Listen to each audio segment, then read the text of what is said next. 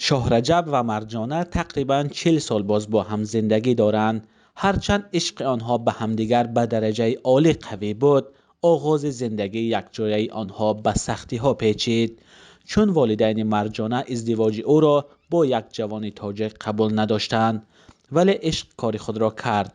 مرجانه در راه عشق از خانواده خود دست کشید و از شاه رجب خواست برای زندگی یکجایی آنها از یک اصول غیر معمول استفاده برد. 88 سالم تو خوردم به همین قطعه تقریب از خیلی هم دیگه ما دوست داشتم، دیگه ما چی کردیم گرفتیم، هر گرفته گرفتمش.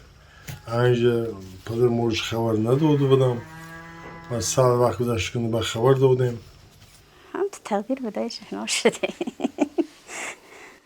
رنج و عذاب این عائله 3 سال ادامه کرد. نزدیکان مرجانه در این مدت از او رو تافتند. بسیار عذاب کشیدم. اتنم نومده بعد 3 سال، بعد 3-4 ساله دیدم آچم مرده بود. بعد وای دادم اومده بعد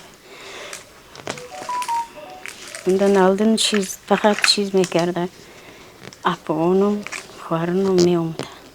خپا خپا می اومد خبر می این دادم آچم نمی آچم نومده مرده. روتافتن والدین یک طرف، ندانستن زبان تاجیکی برای مرجانه عذاب دیگر بود. حالا او زبان تاجیکی را با لهجه اش یاد گرفته است. حالا اومدم هیچ نمیفهمم اینا چیز گفت سوده. هم از اون درشن نمیکردم میشستم. سانسونو یاد گرفت. تا چند وقت یاد گرفتن تاجیکی را؟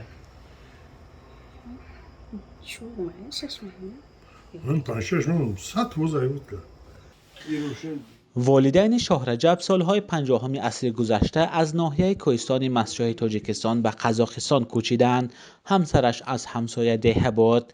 میان تاجیکان و هم قزاق‌ها ازدواج با خارجی‌ها عمل چندان معمول نیست، به خصوص در میان باشندگان روستاها. اما شاه رجب و مرجانه میگویند زیاد شدن عائله‌های مثل آنها میتواند دوستی خلق‌های تاجیک و قزاق را مستحکم کند.